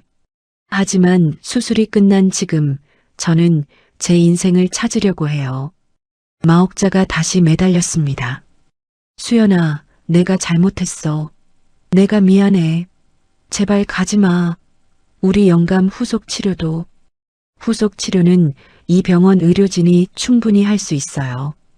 제가 수술 기록과 주의사항을 모두 전달해 놓겠습니다. 수연은 한 발 물러섰습니다. 그리고 어머니. 수연이 마옥자를 똑바로 바라보았습니다. 이혼하겠습니다. 마옥자의 눈이 휘둥그레졌습니다. 성준이 고개를 번쩍 들었습니다. 이혼? 수연아, 잠깐만. 결정한 거야, 성준 씨. 이혼하겠으니까 그렇게 알아. 수연은 돌아섰습니다. 복도 저쪽에서 한정우 이사장이 비서와 함께 서 있었습니다. 수연이 한정우에게 다가갔습니다. 이사장님, 수술실 사용을 허락해 주셔서 감사합니다. 환자 상태는 안정적이고 48시간 이내에 의식이 돌아올 가능성이 높습니다. 후속 관찰 사항은 신경외과 과장님께 전달하겠습니다. 한정우가 고개를 끄덕였습니다. 그의 눈에는 수연에 대한 깊은 존경이 서려 있었습니다. 은 교수님, 한 가지 여쭤봐도 되겠습니까? 네, 이사장님. 이 수술이 끝난 후 어떻게 하실 생각이십니까? 수연은 잠시 침묵했습니다. 복도 저쪽에서 마옥자의 울음소리가 들렸습니다. 성준이 무언가 말하는 소리도. 하지만 수연은 돌아보지 않았습니다. 미국으로 돌아가려고 합니다. 다시 수술실에 서려고요. 한정우의 눈빛이 반짝였습니다. 미국이 아닌 곳은 생각해보지 않으셨습니까? 네. 저희 병원에 와주시면 안 되겠습니까? 수연이 눈을 크게 떴습니다. 한정우가 진지한 표정으로 말을 이었습니다. 은 교수님의 실력은 제가 몸으로 겪어서 압니다. 세계 최고입니다. 저희 병원 뇌혈관 센터를 교수님께 맡기고 싶습니다. 센터장 자리를 드리겠습니다. 그리고 한정우가 잠시 뜸을 들였습니다. 차기 병원장 후보로 추천하겠습니다. 응급실 복도가 다시 한번 얼어붙었습니다. 센터장, 차기 병원장, 대한민국 3대 재벌 산하 종합병원의 최고 자리를 제안받고 있는 것이었습니다. 수연은 한정우를 바라보았습니다. 이 제안은 단순한 감사의 표현이 아니었습니다. 3년 전 자신의 생명을 살린 의사에게 보답하겠다는 진심이, 그리고 세계적인 의사를 자기 병원에 데려오겠다는 사업가의 판단이 함께 담긴 제안이었습니다. 생각할 시간을 주시겠습니까? 물론입니다. 하지만 은 교수님, 한정우가 한 걸음 다가서며 나직이 말했습니다. 교수님 같은 분이 대한민국에 계셔야 합니다. 교수님의 손이 필요한 환자가 이 나라에도 많습니다. 수연은 대답하지 않았습니다. 고개를 돌려 복도 저쪽을 바라보았습니다. 마옥자가 바닥에 주저앉아 울고 있었고 시누이들이 멍한 표정으로 서 있었고 성준이 벽에 기대어 허공을 보고 있었습니다. 2년 전 이 나라에 돌아왔을 때 수연에게는 아무것도 없었습니다. 아버지를 잃은 슬픔, 의사를 그만둔 자책, 그리고 박성준이라는 남자. 그것이 전부였습니다. 지금은 달랐습니다. 박성준이라는 마지막 끈마저 끊어졌지만 대신 다른 무언가가 돌아왔습니다. 수술실의 차가운 공기, 메스의 정확한 무게, 환자를 살려냈을 때의 그 떨림, 의사 은수연, 2년 만에 다시 찾은 자기 자신이었습니다. 수연은 수술 가운을 여미며 복도를 걸었습니다. 뒤에서 마옥자의 울음소리가, 성준의 부르는 소리가 들렸습니다. 하지만 수연의 발걸음은 멈추지 않았습니다. 창밖으로 아침 해가 떠오르고 있었습니다. 10시간의 수술을 마치고 맞는 아침이었습니다. 병원 복도로 쏟아지는 햇살이 수연의 하얀 수술 가운 위로 내려앉았습니다. 오랜만에 따뜻한 빛이었습니다. 시아버지 박영호가 의식을 되찾은 것은 수술 다음 날 오후였습니다. 눈을 뜨자마자 가장 먼저 한 말은 여기가 어디야였고 마옥자는 그 한마디에 병실 바닥에 주저앉아 펑펑 울었습니다. 의료진은 기적에 가깝다고 했습니다. 골든타임을 넘겼음에도 후유증 없이 깨어난 것은 수술 집도의의 실력이 압도적이었기 때문이라고. 하지만 수연은 병실에 가지 않았습니다. 수술 기록을 정리하고 후속 관찰 사항을 신경외과 과장에게 전달한 뒤 병원이 마련해준 당직실에서 하루를 보냈습니다. 그리고 그 다음 날 변호사를 찾았습니다. 이혼 절차는 생각보다 복잡했습니다. 변호사 사무실에 앉은 수연은 담당 변호사에게 상황을 설명했습니다. 결혼 2년, 재산 분할, 협의 이혼을 원한다고. 은 교수님, 결혼 당시 재산 상태가 어떠셨습니까? 변호사가 물었습니다. 수연은 잠시 생각했습니다. 결혼 전 미국에서 모아둔 돈이 있었어요. 존스 홉킨스 부교수 연봉과 수술 수당으로 모은 돈. 결혼하면서 남편 명의 통장에 합쳤습니다. 남편이 재테크를 하겠다고 해서. 금액이 어느 정도입니까? 약 15억입니다. 변호사의 눈이 커졌습니다. 15억을 남편 명의로 합치셨다고요? 네. 바보 같았죠. 수연은 쓴웃음을 지었습니다. 2년 전에 자신은 판단력이 흐려져 있었습니다. 아버지를 잃은 충격, 의사를 그만둔 자책감 속에서 성준의 다정한 말 한마디에 모든 것을 맡겨버렸습니다. 변호사가 서류를 정리하며 말했습니다. 결혼 전 특유 재산이라면 법적으로 돌려받을 수 있습니다. 다만 상대방이 협조하지 않으면 소송이 길어질 수 있습니다. 그날 저녁 수연은 성준에게 연락했습니다. 만나자고. 이혼 조건을 이야기하자고. 장소는 병원 근처 카페였습니다. 성준은 약속 시간보다 10분 늦게 나타났습니다. 깔끔한 정장 차림이었지만 얼굴에는 피로가 잔뜩 묻어 있었습니다. 아버지가 병원에 누워 있는데 출근을 했던 모양이었습니다. 대기업 상무의 체면이 아버지의 병상보다 먼저인 남자. 수연아. 성준이 맞은편에 앉으며 입을 열었습니다. 다시 생각해 볼 수 없어? 이혼은 좀. 생각 다 했어. 결혼 전 내 돈 15억 돌려주고 깔끔하게 정리하자. 성준의 표정이 굳었습니다. 15억. 그 돈이 지금 어디에 있는지 수연은 몰랐지만 성준은 알고 있었습니다. 그게 지금 당장은 어려워. 왜? 투자를 좀 했거든. 부동산이랑 주식이랑. 지금 빼면 손해가. 내 돈으로 투자한 거잖아. 내 허락도 없이. 성준이 입을 다물었습니다. 수연은 테이블 위에 놓인 커피잔을 내려다보며 말했습니다. 법대로 하자.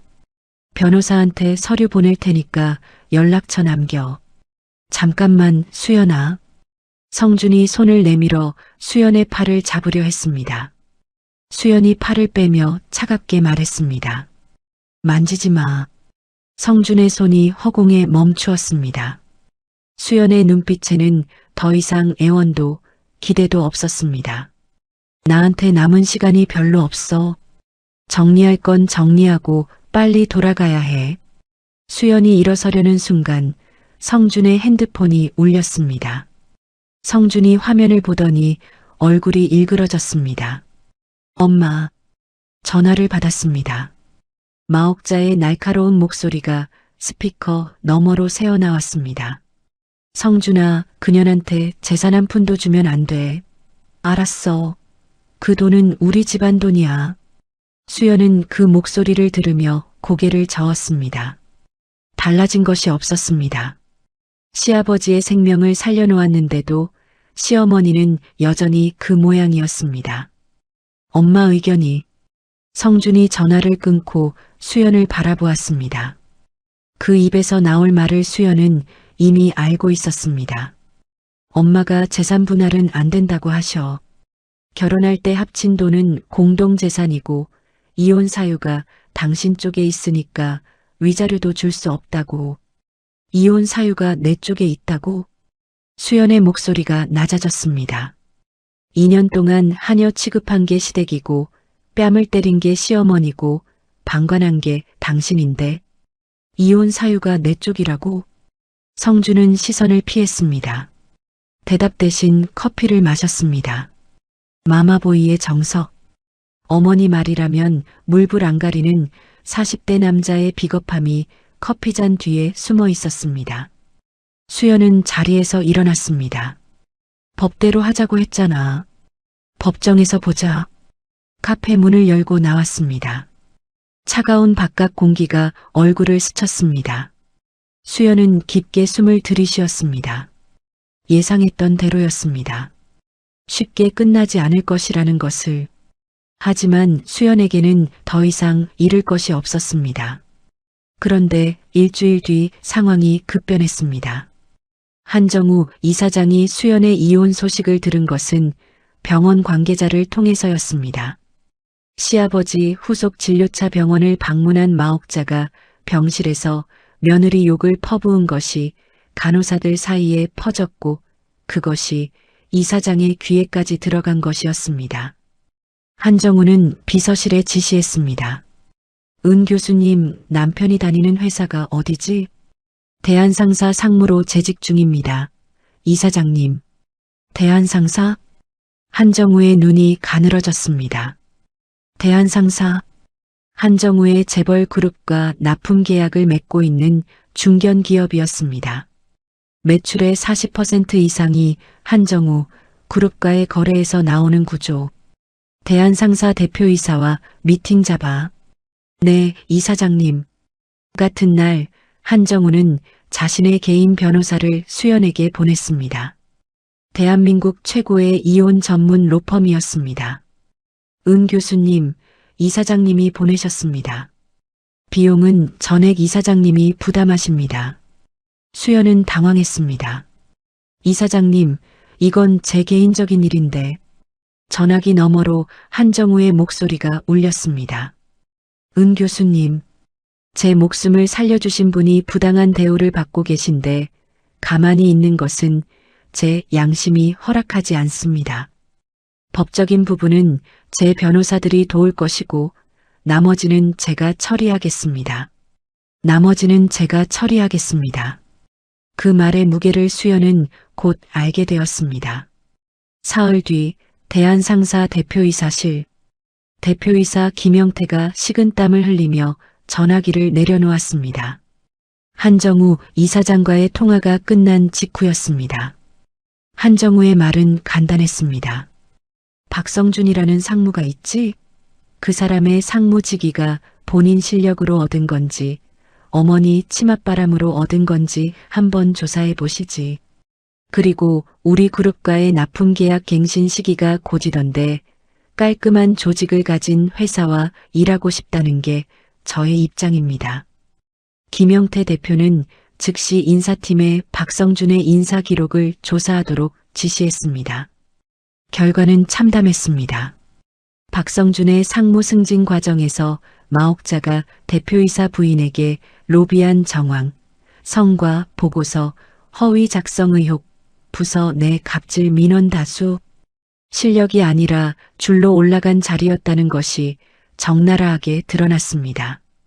박성준에게 인사위원회 소집 통보가 내려갔습니다. 같은 시기 한정우의 로펌은 수연의 이혼 소송을 전격적으로 진행했습니다. 결혼 전 수연의 특유재산 15억에 대한 반환 청구, 시어머니의 폭행에 대한 진단서 확보, 2년간의 가사 노동에 대한 정당한 보상 청구, 증거가 체계적으로 정리되었습니다. 성준이 당황한 것은 변호사 사무실에서 상대 측 서류를 받아본 순간이었습니다. 이게 뭐야? 이 로펌이 왜 상대방 변호를? 대한민국 5대 로펌 중 하나가 수연의 대리인으로 나서 있었습니다. 성준이 고용한 동네 변호사로는 상대가 되지 않는 규모였습니다. 박성준 씨, 솔직히 말씀드리면 승산이 없습니다. 성준의 변호사가 고개를 저었습니다. 상대 측 증거가 압도적이에요. 결혼 전 특유재산 입증 자료, 폭행 증거, 가사 노동 기여분, 여기에 상대 측 로펌 실력까지 고려하면 합의하시는 게 나을 겁니다. 성준은 또 어머니에게 전화했습니다. 마옥자의 대답은 변함없었습니다. 한 푼도 안 줘. 그년이 뭘 했다고. 하지만 현실은 마옥자의 고집을 비웃고 있었습니다. 일주일 뒤 박성준은 대한상사에서 직위 해제 통보를 받았습니다. 인사위원회 결과 승진 과정의 부정이 확인되어 상무직에서 해임된 것이었습니다. 퇴직금도 감액 처리되었습니다. 마옥자에게도 연락이 갔습니다. 그동안 대한상사 대표이사 부인과의 친분으로 누려왔던 각종 혜택, VIP 초대, 백화점 상품권, 골프 회원권 등이 일시에 끊겼습니다. 성준이 직장을 잃고 마옥자의 인맥이 무너지자 시댁의 태도가 급변했습니다. 합의하자. 성준이 먼저 연락해왔습니다. 목소리에 힘이 빠져 있었습니다. 15억 돌려줄게. 위자료도 줄 테니까 소송 취하해줘. 수연은 변호사를 통해 합의서를 받았습니다. 결혼 전 특유 재산 15억 전액 반환, 위자료 2억, 시어머니 폭행에 대한 합의금 별도. 성준의 인감이 찍힌 서류를 확인한 수연은 조용히 서명했습니다. 이혼 신고서를 구청에 제출한 날 수연은 병원 옥상에 올라갔습니다. 서울의 하늘이 맑았습니다. 바람이 불어 수연의 머리카락을 흩날렸습니다. 더 이상 대충 묶어 올린 머리가 아니었습니다. 깔끔하게 정돈된 머리, 하얀 가운, 목에 걸린 세명찰, 은수연 교수 마이너스 뇌혈관 센터장. 한정우의 제안을 받아들인 것은 이혼 합의가 끝난 직후였습니다. 미국으로 돌아가는 대신 한국에 남기로 했습니다. 한정우의 말이 마음에 남았습니다. 이 나라에도 자신의 손이 필요한 환자가 있다는 말. 그리고 아버지. 아버지가 이 땅에 잠들어 계셨습니다. 아버지 곁에서 다시 시작하고 싶었습니다. 센터장 취임식 날 한정우가 직접 참석했습니다. 병원 대강당에 의료진과 관계자 수백 명이 모인 자리에서 한정우가 마이크를 잡았습니다. 오늘 우리 병원에 세계적인 신경외과 의사를 모시게 되었습니다. 미국 존스 홉킨스 병원 부교수 출신, 뇌혈관 미세클리핑 술식의 창시자 은수연 교수님입니다. 박수가 쏟아졌습니다. 수연은 단상에 올라섰습니다. 하얀 가운에 실크 블라우스, 정장 바지, 날카로운 지성이 돋보이는 차림이었습니다. 기름때 묻은 앞치마를 입고 70인분 음식을 만들던 사람과 같은 사람이라고는 믿기 어려운 모습이었습니다. 수연은 마이크 앞에 섰습니다. 수백 명의 시선이 자신에게 쏠려 있었습니다. 존스 홉킨스 학회 발표장이 떠올랐습니다. 하지만 이번에는 달랐습니다. 그때는 세계를 향해 서 있었지만 지금은 자기 자신을 위해 서 있었습니다. 안녕하십니까? 은수연입니다. 목소리가 강당을 채웠습니다. 떨림이 없었습니다. 2년 전 저는 의사 가운을 벗었습니다. 아버지를 살리지 못했다는 죄책감 때문이었습니다. 제 전공 분야에서 세계 최고라는 소리를 들으면서도 정작 가장 소중한 사람 하나 지키지 못했으니까요. 강당이 조용해졌습니다. 2년 동안 수술실이 아닌 부엌에 서 있었습니다. 메스 대신 국자를 들었습니다. 제가 누구인지 잊으려 했습니다. 잊으면 죄책감도 사라질 줄 알았습니다. 수연이 잠시 숨을 고르었습니다. 하지만 사라지지 않았습니다. 그리고 며칠 전 똑같은 병으로 쓰러지는 사람을 눈앞에서 보았을 때 깨달았습니다. 도망치는 것은 답이 아니라는 것을, 살릴 수 있는 손을 가지고 있으면서 쓰지 않는 것이야말로 죄라는 것을. 수연이 고개를 들었습니다. 눈가에 빛이 맺혀 있었지만 미소를 짓고 있었습니다. 오늘부터 다시 시작하겠습니다. 대한민국의 환자들을 위해, 그리고 하늘에서 지켜보고 계실 아버지를 위해 의사 은수연으로 다시 서겠습니다. 감사합니다. 박수가 터졌습니다. 기립박수였습니다. 한정우가 가장 먼저 일어섰고 의료진이 뒤를 따랐습니다. 수연은 단상에서 내려왔습니다. 한정우가 다가와 악수를 건넸습니다. 은 교수님, 앞으로 잘 부탁드립니다. 차기 병원장 후보로의 추천은 제가 약속드린 대로 진행하겠습니다. 감사합니다, 이사장님. 수연은 강당을 나왔습니다. 복도 창문으로 오후의 햇살이 쏟아지고 있었습니다. 주머니에서 핸드폰을 꺼냈습니다. 바탕화면에는 여전히 아버지와 함께 찍은 사진이 있었습니다. 존스 홉킨스 정문암. 딸의 어깨를 감싸 안고 눈물을 글썽이며 웃고 계시던 아버지. 아빠, 나 다시 시작해. 이번에는 도망치지 않을게. 수연은 핸드폰을 가슴에 품었습니다. 그리고 뇌혈관 센터가 있는 층으로 걸음을 옮겼습니다. 하얀 가운 자락이 바람에 펄럭였습니다. 복도를 지나는 간호사들이 고개를 숙여 인사했습니다. 은 교수님, 안녕하세요. 수연은 미소를 지으며 고개를 끄덕였습니다.